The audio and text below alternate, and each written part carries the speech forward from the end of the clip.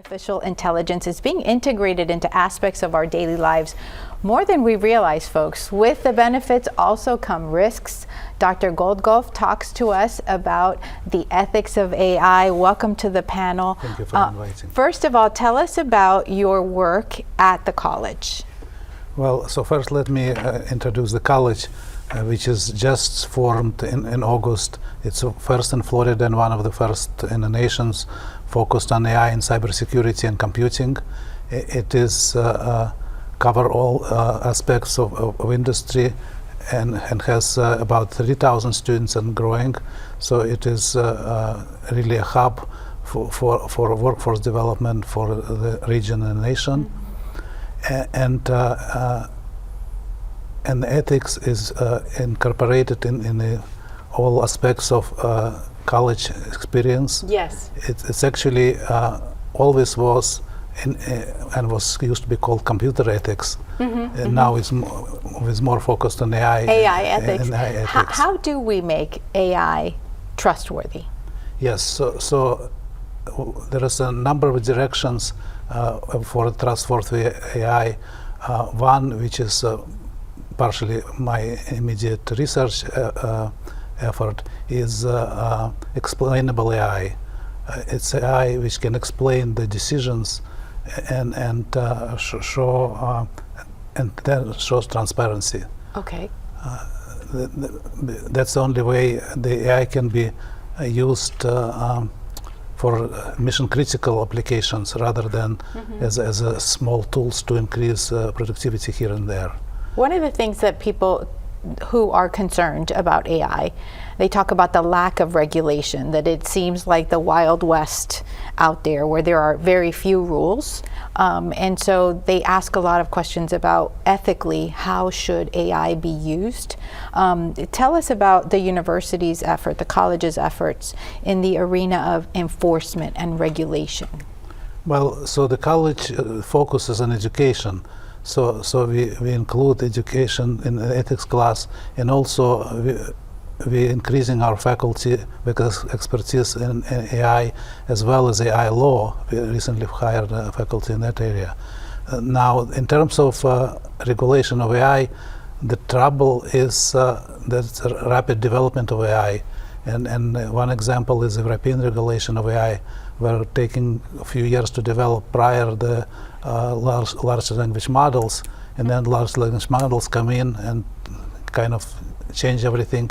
They started redoing it for large language models, and then agentic AI came in and changed everything again. So it's difficult to establish efficient regulations, and so that's ongoing effort. Yes, it's but almost again, coming back to the explainable AI, that's the only way you can form regulations as well. And because that's the difference between just being able to process AI product without knowing where it came from? Yes, so my area expertise is the medical AI, so you can give an example of that. If you have a X-ray and it's automatically utilized to diagnose pneumonia, for example, you can show with explainable AI which area of the image decision is based on. And if it's not in the lungs, then clearly that's a mistaken classifications. Correct. And so this kind of explainability tools are really critical for even acceptance of AI in many applications. So before we go on to the next segment, I wanted to ask you what are the big stories in each of your areas, but I'd love to get your take on AI and what concerns you the most, or maybe what makes you most hopeful. Amit, when you hear Dr. Goldgolf talk about transparency and AI and all the different applications, what are you looking at in terms of how AI is working with your accelerators? Yes, absolutely. We see a number, almost every technology that comes through our program has some sort of AI component in this day and age.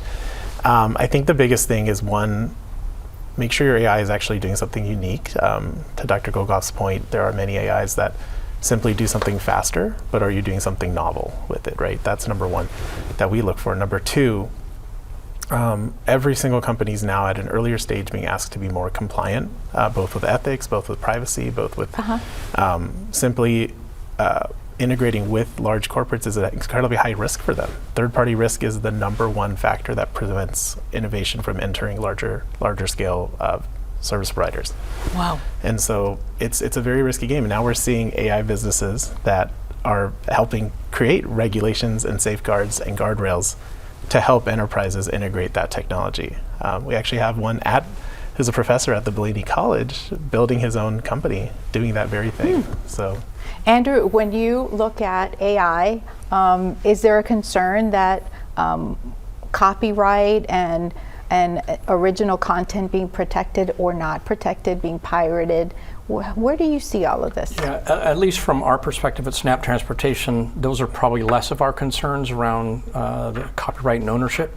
We would absolutely lean into the efficiencies that were going to come for a system like we're trying to build, things that simply AI can just do better than others. I will say that on my return from Dubai, I was at the GITEX Global Conference.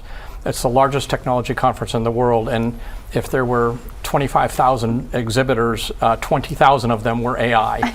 And so it is an ever-present issue around the world. So leave it there. What is the pain point with AI in the business community, Alexis? Well, I think I had two thoughts. One was hyperlocal in terms of our application, and the other is existential in the global sense. And for us, I think there are massive efficiencies to be gained in the practice of journalism. But there are hallucinations, and we know them to be true. And from looking at images on Mars and wondering if that's AI, is that obelisk there a real thing? To just being mindful that you need to check everything. Widely, I think there's a lot of talk about the broader existential threat of machines becoming more intelligent than us, and not necessarily being in favor of working for the benefit of humans. So, I think those are things that we're sort of thinking, dominating my thoughts when it comes to AI, but using it to be more efficient. These are things that I think are very, not only in the business world that we cover, but also internally.